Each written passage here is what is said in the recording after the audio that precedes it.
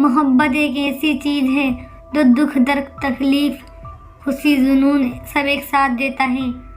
जिसके पास है उसे घमंड भी है और दुख भी, जिसके पास नहीं है उसे खुशी भी है और दूसरों के इससे नफरत भी। तो आज की कहानी है एक ऐसी ही एक मोहब्बत की जो किसी का जुनूनियत बन जाता है और वह दुख को भी भूल जाता है। तो चलिए शुरू करते हैं। ये कहानी पटना शहर में राजवीर और राबी के दोनों एक दूसरे से अलग हैं मगर कहीं ना कहीं जुड़े हुए हैं। राबी बहुत सक्सेसफुल बिजनेस वूमेन है और राजवीर एक मनमौजी सभ्य फिक्र लड़का है।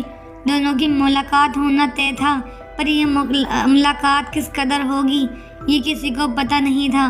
राजवीर नौकरी ढूंढ रहा था तभी राबी की कंपनी में अप्लाई करता है और उसे इंटरव्यू के लिए बुलाया जाता है।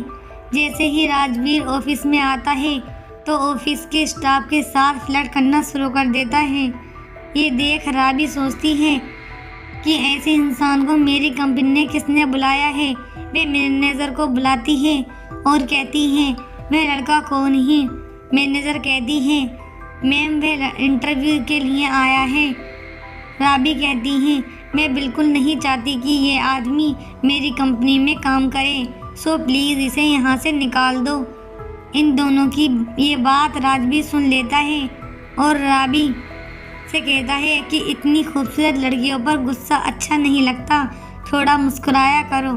राबी कहती है ये जो तुम्हारी थर्ड क्लास फ्लर्टिंग है वे मुझ पर आजमाने की कोशिश मत करो, वरना बहुत तुम्हें मुस्कुराने लायक नहीं छोड़ूंगी। राजवीर ओहो लेडी बॉस। राबी कहती है you just shut up, get out. Rajveer कहता है सोच लीजिए इस वक्त आप जहाँ हैं आपको एक मेरे जैसे काबिल वकील की ज़रूरत है। अगर मैं यहाँ से चला गया तो यह आपका बिजनेस भी मेरे साथ चला जाएगा। और तुम एक वकील हो, तुम्हें देखकर तो लगता है कि तुमको कॉलेज से निकले हुए आशिक हो। अरे राबी जी लगने से क्या होता है, इंसान का काम बढ़िया होना चाहिए। राजवीर कहता है आपको मुझ पर भरोसा नहीं, ठीक है आप मुझे कुछ ऐसा कुछ देकर देखिए जिसको मैं कर दूं, तो फिर आप मुझे रख लेना। राबी कहती है तुम्हारा मतलब क्या है रख लेना, तुम्हें यहाँ कोई एक्टर हो जो तुम्हारा ऑडिशन दूं, फिर तुम मुझे पसंद हो तो मैं तुम्हें रख लूँ। I don't want you. तभी राबी की पर्सनल सेक्रेटरी जीनी आती है और कहती है मैम आज हमारी कोर्ट में हेयरिंग है। तो राबी कहती है वे आज नहीं 1 महीने बाद है। नहीं मैंने अच्छे से नहीं देखा था, वे हेयरिंग अगले महीने नहीं आज ही है। राबी गुस्से से क्या तुम पागल हो, तुम्हें इतना भी नहीं पता कि तुम्हें डेट अच्छे से देख सकूं, क्यों पड़ा है इतना सब। अब मैं क्या करूं, कहाँ से लाऊंगी लॉयर, कहाँ से आएगा एडजस्ट करेगा इन सब चीज़ों को। तभी राजवीर कहता है वैसे ये मैं अभी भी यहाँ हूँ, आप बोले आपका काम कर दूँ। तभी राबी की मैनेजर कहती है मैम एक चांस देकर देखते हैं ना। क्या तुम पागल हो, इतने बड़े एम्पायर का चांस रख दूँ। अगर ये हियरिंग अपने हार जाती है तो तुम्हें पता है कीमत क्या होगी। राजवीर कहता है इसके अलावा आपके पास कोई और ऑप्शन है। राबी थोड़ी देर सोचकर कहती है ठीक है अगर तुम इस केस के लिए एक रिंग और मंगाओगे तो तुम्हारी नौकरी पक्की। राजवीर ठीक है। जीनी राजवीर से कहती है तुम्हें इस नौकरी कितनी ही पड़ी क्यों है वह तुम नहीं समझोगी। फिर दोनों कोर्ट के लिए निकल जाते हैं और राजवीर एक और हियरिंग पाने के सफल हो जाता है। राजवीर राबी से कहते हैं अब तुम्हें मुझे रोज़ झेलना पड़ेगा। राबी अपनी मैनेजर से इसको रिजेक्शन लेटर निकालो, मुझे ऐसे लोगों की कोई ज़रूरत नहीं मेरी कंपनी में जो अपना काम ठीक से ना कर सकें। अगर आपको मेरी ये कहानी पसंद आए तो मुझे ज़्यादा से ज़्यादा स्टिकर देकर प्रोत्साहित करें और अगर कोई कमी लगे तो अपनी राय ज़रूर रखें। अगली सुबह राबी अपने सुंदर घर और बेड पर लेटी है। आंखें खोलती है तो एक सुंदर नज़ारा देखती है। वे पास में ही पड़ी अलार्म क्लॉक को बंद करके अपने बिस्तर से उतरकर वॉशरूम की तरफ जाती है। फिर वे जिम के लिए तैयार होकर निकल जाती हैं। राबी के पास अपना पर्सनल जिम है जिसमें वह खुद को तैयार करती है खुद से लड़ने के लिए और इस दुनिया से लड़ने के लिए। राबी बहुत ही टैलेंटेड है, उसे कराटे में कई बेल्ट मिले हुए हैं और शूटिंग को तो हुई बादशाह है।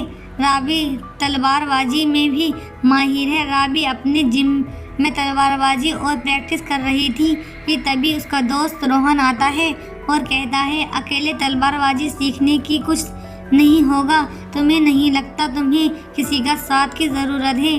राबी किसी का साथ इंसान को कमज़ोर बना कर सकता है और राबी अपनी ज़िंदगी में कमज़ोरियाँ की जगह नहीं देना चाहती है। रोहन और प्यार करता है।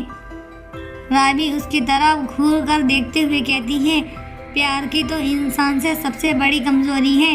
रोहन ओके, बट तुम्हारी तलवारबाजी देखकर लगता है तुम किसी का खून करने वाली हो। राबी रोहन की गर्दन पर तलवार रखकर डराते हुए कहती है, तुम्हारा ही। रोहन डरते हुए और थोड़ा बढ़ाते हुए कहता है, माला क्यों?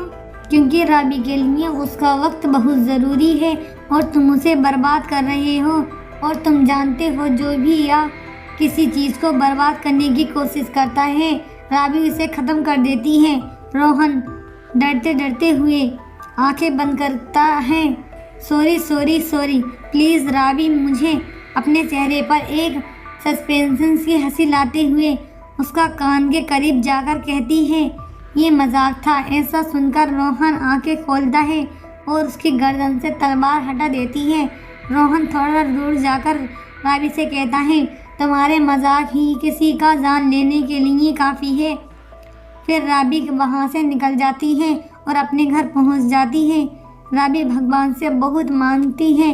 वह रोज़ सुबह शाम भगवान के सामने दिया जलाती है और प्रार्थना करती है और वह जब खुश होती है, नाराज़ होती है और गुस्सा होती है तब भी भगवान के सामने जाकर ही उनसे बात करती है। राबी पूजा के कमरे में बाहर निकलती है तो छोटी बहन का फ़ोन आता है। राबी अपनी छोटी बहन से बहुत प्यार करती है। राबी से थोड़ी देर बात कर बहुत खुश महसूस करती है और ऑफिस जाने के लिए तैयार होने लगती है। राबी की छोटी बहन इस समय लंदन में है और वहाँ से पढ़ाई कर रही है। राबी के माँ बाप भी हैं पर वह उनसे नफरत के सिवा और कोई रिश्ता नहीं रखना चाहती। राजवीर का हाल। राजवीर एक अनाथ है जो आज में जीता है। उसकी ज़िंदगी में कोई नहीं सिवाय शिवानी के। शिवानी उसकी सबसे अच्छी दोस्त है। शिवानी ही उसके लिए सब कुछ है। उसकी तरफ से ये सिर्फ दोस्ती है। शिवानी इसे प्यार भी समझती है और ख्वाब देती है कि एक दिन राजवीर उसे ज़रूर प्रपोज करेगा। राजवीर शिवानी का फ़ोन करता है और कहता है, शिब्बू तू जल्दी से मेरे घर आ जा, तुझे एक न्यूज़ देनी है। शिब्बू गुस्से में बोलती है कि तूने फिर कोई काम कर दिया क्या? राजवीर तू कभी पॉजिटिव नहीं हो सकती क्या? वैसे भी कुछ ठंडा हुआ है तभी तो मैं संभाल लूँगा, क्योंकि तू तो ठहरी अम्मा पापा जी की संस्कारी बच्ची। शिवानी उसे कुछ कहने वाली होती है कि राजवीर गुस्से में उसे कह देता है, ठीक है तो पक्का, और फ़ोन कर देता है। फिर थोड़ी देर बाद शिवानी आती है। देख राजवीर कुछ काम में है तो बताओ, वरना मैं बेली नहीं हूँ आज। राजवीर तू सुन तो जरा जो कह ना सका। शिवानी गुस्से में, तूने तेरी बेसुरी आवाज़ में गाना सुनने के लिए बुलाया है। शिवानी आगे कुछ कहने वाली ही होती है कि राजवीर बीच में बोल देता है, मुझे जो मिल गई। शिवानी थोड़ी देर के लिए एकदम स्टैचू हो जाती है और उछलकर राजवीर को गले से लगा लेती है और कहती है, कॉन्ग्रेचुलेसन। शिवानी फिर तो आज पार्टी बनती है। राजवीर बोलता है, हाँ वे तो बनती है पर अभी नहीं। अगर आज मैं लेट हो गया ना तो मेरा बॉस इतनी खड़ूस है कि आज मुझे जॉब से निकाल देगी। Please buy bye. राबी का घर। राबी ऑफिस के लिए निकल रही होती है कि तभी उसकी माँ आकर उससे कहती है, बेटा खाना खा ले। राबी ये पलटकर अपनी माँ को गुस्से से देखते हुए कहती है, मिल जाएगा, वक्त पर भूख बर्दाश्त करना मैंने बचपन से सीख लिया था। अब आपकी बारी है, जितनी जल्दी सीख लोगे बेहतर होगी। अपनी बेटी के मुंह से ये बातें सुनकर राबी की माँ की आंखों में आंसू आ जाते हैं। राबी अपनी माँ को अपनी प्यारी आंखों से घूरते हुए देख कर कहती है, ये मगरमच्छ के आंसू निकालने की ज़रूरत नहीं है, वरना मैं खून के आंसू रुला दूंगी। राबी ऑफिस पहुंचती है। Good morning ma'am, good morning ma'am. Rabi इन सबको इग्नोर करते हुए सीधे केबिन में जाती है और राजवीर को देखती है। राजवीर वहाँ बाएं फैलाकर खड़ा होता है और कहता है, आइए, आपका ही इंतज़ार था। राबी उसे गुस्से भरी नज़रों से देखती है तो वह नॉर्मल हो जाता है। राजवीर राबी के केस के बारे में कुछ समझाता रहता है। जितनी बार भी वो राबी की तरफ देखता है, रिया अपनी एक्सप्रेशन एक ही रहता है। फिर बात पूरी होने के बाद राजवीर प्रिय से कहता है, वैसे आप मुझसे बात करते हो तो मुस्कुरा सकती हो। राबी, तुम्हें सैलरी मेरी मुस्कुराहट की नहीं, काम की मिलती है।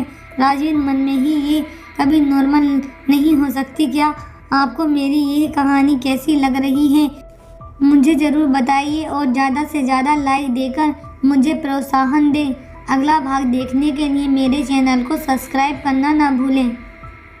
Thanks for watching my video.